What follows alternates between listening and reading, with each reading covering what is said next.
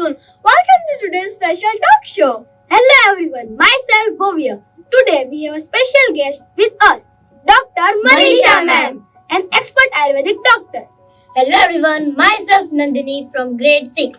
We are excited to dive into the world of Ayurvedic and explore its benefit for our health and well-being. Hello everyone, myself Samrat from grade 6. Welcome to our today's talk show. Ma'am, સૌથી પહેલા તમે અમારા દર્શકોને જણાવી શકો છો કે આયુર્વેદિક ચિકિત્સા ક્ષેત્રે કારકિર્દી બનાવવા માટે તમને પ્રેરણા ક્યાંથી મળી? હવે આયુર્વેદમાં તો 12th સાયન્સ પૂરું થાય પછી તમે એડમિશન લઈ શકો. એમાં મેરિટ વાઇઝ લિસ્ટ બહાર પડતા હોય છે. એટલે MBBS ફૂલ થઈ ગયા પછી BMS, BHMS, ડેન્ટિસ્ટના સ્કોપ હોય છે. એમાં મને આયુર્વેદિક વધારે પ્રિફર લાગ્યું એટલે મેં એમાં એડમિશન લીધેલું. મેમ, મારે એ જાણવું છે કે આયુર્વેદના સિદ્ધાંતો અને તે પરંપરાગત દવાથી કેવી રીતે અલગ છે? હવે પરંપરાગત દવાઓમાં તો મોસ્ટ ઓફ એલોપેથી દવાઓનો સમાવેશ થતો હોય છે. જેમ કે તાવ, શરદી, ઉધરસ જેવા રોગો થતા હોય તો તેમાં એલોપેથી દવામાં તો સેમ ટાઈપની જ બધી દવાઓ આપવામાં આવે છે. જેમ કે આયુર્વેદમાં તમારી તાસીર અનુસાર અલગ અલગ દવાઓના કોર્સ થતા હોય છે. મેમ, કેટલીક સામાન્ય બીમારીઓ અથવા સ્વસ્થ સમસ્યાઓ શું છે જેને આયુર્વેદિક અસરકારી રીતે સમાધાન કરી શકે છે? હા, ઘણા જૂના રોગોમાં આયુર્વેદ બેસ્ટ છે.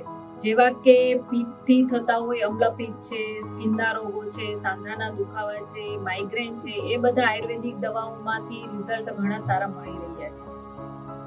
મેમ, શું આયુર્વેદમાં કોઈ ચોક્કસ આહાર માર્ગદર્શિકા અથવા પોષક ભલામણો છે?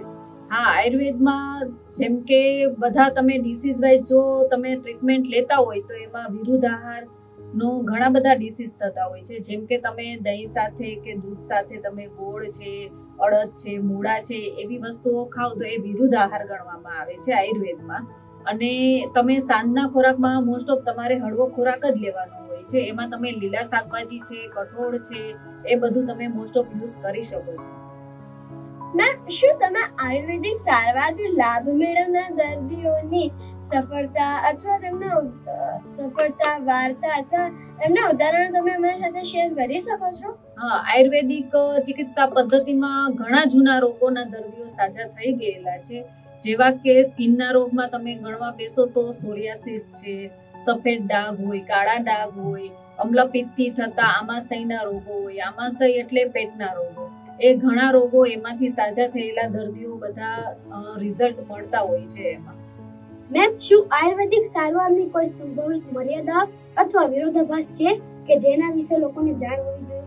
હા, એમાં વિરોધાભાસ તો કઈ ખાસ હોતો નથી, પણ આયુર્વેદિક દવાના રિઝલ્ટ મળતા વાર લાગે છે. જેમ કે એલોપેથી દવામાં કેવું હોય છે કે તમે એક ગોળી પીવો તો તમને અડધી કલાકમાં પેન રિલીફ થતા હોય છે.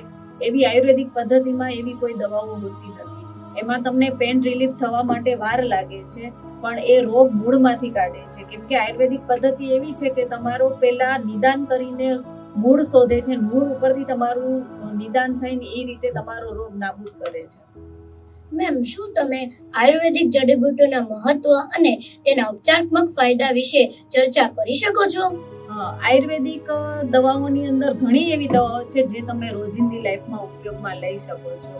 જેમ કે તમારા હેલ્થ માટે તમે નાના બાળકોથી માંડીને મોટાઓ સુધી તમે ડેલી સુદર્શન ઘનવટી લઈ શકો છો. રોગ પ્રતિકારક શક્તિ વધારવા માટે તમે મુલેઠી છે, પછી યષ્ટિમધુ, સુદર્શન ઘનવટી, અશ્વગંધા, સતાવરી, એ રોગ પ્રતિકારક શક્તિ વધારવા માટે તમે રોજિંદી જીવનમાં ઉપયોગ કરી શકો છો. પછી સ્ત્રીઓ માટે તમને કમરના દુખાવા છે કે ઘણા એવા ડિસીઝ હોય છે તો એના માટે તમે 10 મૂલા રીંછપી ડેઈલી તમે લઈ શકો છો. મેમ, આયુર્વેદ નિવારક આરોગ્ય સંભાળ અને રોગ નિવારણ કેવી રીતે અપનાવે છે? હવે આરોગ્ય માટે તો તમારે તમારી લાઈફમાં જ તો જેમ કે બધા ખાવા પીવાના ચેન્જીસ કરવા પડે છે. જેમ કે અત્યારે મોસ્ટ ઓફ તમે ફાસ્ટ ફૂડ પર ચડી ગયા છો. એમાં મેંદો છે, ખાંડ છે, મીઠું છે, એ વધારે પડતું લેવાથી શરીરને નુકસાન કરે છે. આયુર્વેદમાં મેઇન કામ વાત પિત્ત કફ ઉપર થાય છે. એટલે ઋતુ અનુસાર તમે વાત પિત્ત કફમાં જે ખોરાક લેવાતો હોય એ તમારી તાસીર પ્રમાણે તમે જો ખોરાક લેતા હોય તો તમારું શરીર વધારે હેલ્ધી રહે છે. મેમ, વ્યક્તિઓ તેમના રોજિંદા જીવનમાં આયુર્વેદિક સિદ્ધાંતોને કેવી રીતે સમાવી શકે છે? પછી ભલે ને તેમની પાસે આયુર્વેદિક ડોક્ટરનો સંપર્ક ન હોય. હા, હવે તો જેમ કે કોરોના કાળ પછી બધાને આયુર્વેદિક પ્રત્યે ઘણો ખબર પડવા માંડી છે. જેમ કે કોરોનામાં બધા ગિલોય ઘનવટી લેતા, ગરમ પાણી પીવાનું, નાશ લેવાનો, એ બધું આયુર્વેદિક પદ્ધતિના નસ્ય તરીકે જ છે. એટલે હવે લોકોને આયુર્વેદિક તરફ વળતા વાર નથી લાગતી. મોસ્ટ ઓફ પહેલાના લોકો આયુર્વેદિક દવાઓ લેવામાં થોડુંક સંકોચ અનુભવતા હતા કે જલ્દી રિઝલ્ટ મળતું નથી, પણ હવેના લોકો બધા આયુર્વેદિક દવાઓ તરફ વળી રહ્યા છે. એમાં મોસ્ટ ઓફ ઘરમાં હવે બધા રસોડાના ઔષધો બી ઉપયોગ કરે છે. જેમ કે પાચન માટે હિંગ છે, અજમો છે,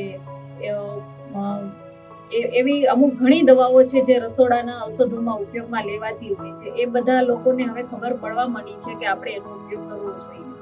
મેમ, શું આયુર્વેદ વિશે કોઈ ખોટી માન્યતા અથવા દંતકથાઓ છે કે જેને તમે સંબોધવા માંગો છો? હા, દંતકથાઓ તો બહુ છે નહીં, પણ માન્યતાઓ તો ઘણી છે. આયુર્વેદ છે 5000 વર્ષ જૂનું ઔષધ છે. એ પેલાના ઋષિ મુનિઓએ બહાર પાડેલું હતું, પણ હવે એ પેલા બધા મુખેથી બધાને દવાઓ આપતા હતા અને જંગલોમાંથી એની ઔષધિઓ ગોતીને એમાંથી રસ ગુટિકા છે કે ગોળી ઔષધો બનાવીને બધાને આપતા હતા. હવેના લોકો એની પેટન્ટ બનાવીને આપે છે.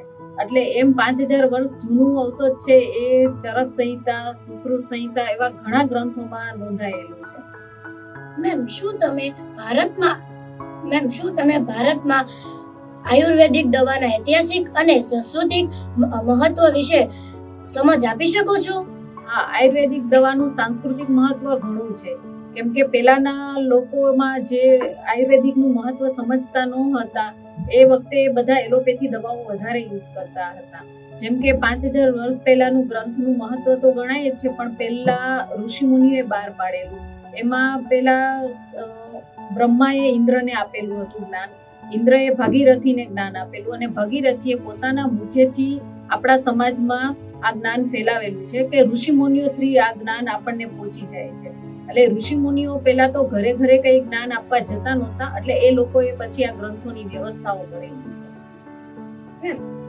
આરોગ્ય સંભાળ માટે વૈકલ્પિક અભિગમ તરીકે આયુર્વેદની શોધમાં રસ ધરાવતા વ્યક્તિઓને તમે શું સલાહ આપશો? આયુર્વેદિકની અંદર જે લોકો રસ ધરાવતા હોય એને પોતાના જો અમ્લપિત્ત છે, વાયુના રોગો છે, કફના રોગો છે, એ લોકોને મટાડવા હોય તો તમે પંચકર્મ ચિકિત્સા દ્વારા તમારા રોગોને નાબૂદ કરી શકો છો. Thank you, ma'am, for joining us today and sharing a valuable insight about the Ayurveda. We have learned so much about this ancient healing system and its personalized approach to health. Thank you, ma'am.